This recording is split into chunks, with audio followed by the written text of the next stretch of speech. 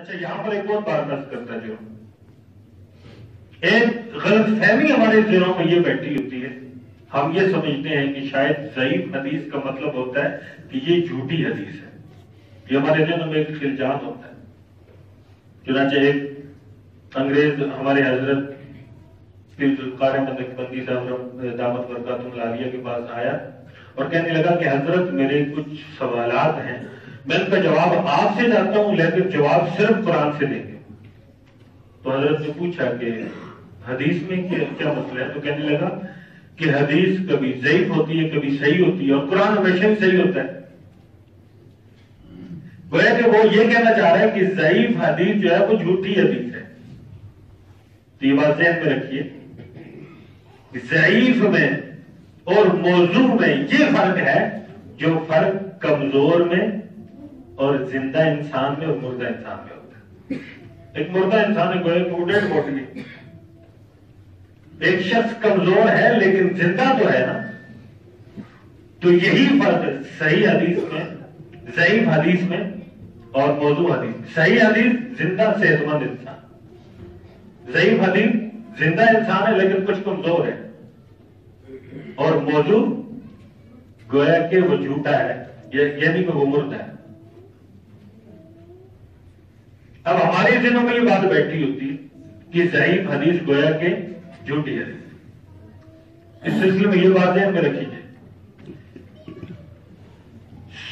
جو صحیح حدیث ہوتی ہے ہم اس حدیث سے فرائض اور واجبات کو ثابت کر سکتے ہیں، لیکن ضعیف حدیث سے نہ فرائض ثابت ہوتے ہیں نہ واجبات صحیح ثابت ہوتے ہیں. لیکن یاد رکھا جائے مستحب ثابت ہو سکتا ہے، ضعیف حدیث سے مستحب ثابت ہو سکتا ہے، اور اسی طریقے سے ضعیف حدیث فضائل میں قابل عمل ہے، قابل استدلال ہے. اور اس بات پر اصولی طور پر ائمہ کا اتفاق ہے کہ فضائل میں ضعیف حدیث کو لیا جائے گا.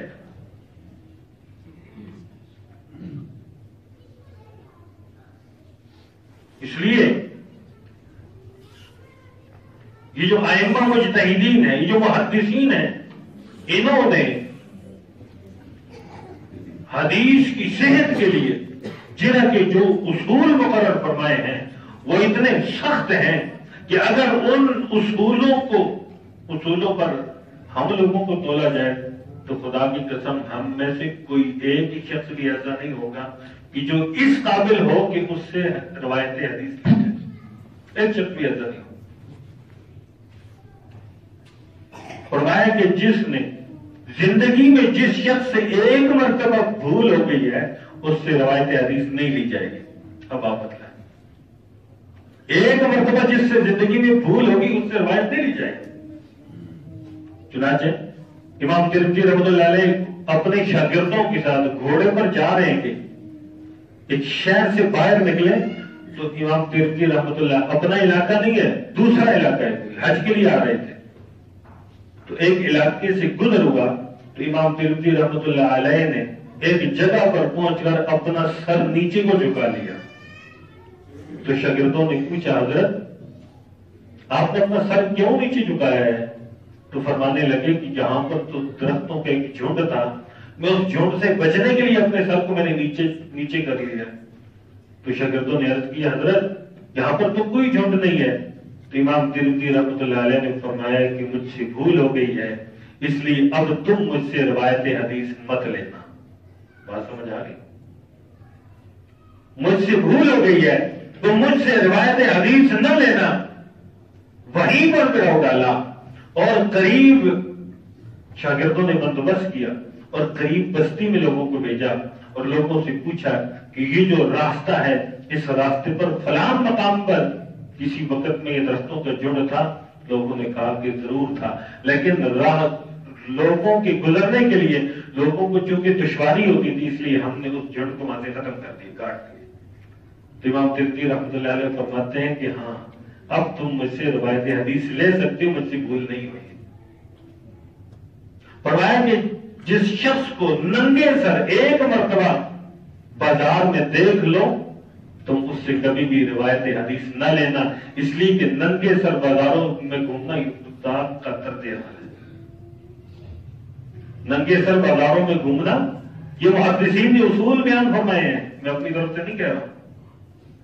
تم ننگے سر بازاروں میں مت گھومنا، اور اگر کسی کو گھومتے دیکھ لو تو اس سے روایت حدیث نہ لینا، اس لیے کہ یہ فساد کا طرز عمل.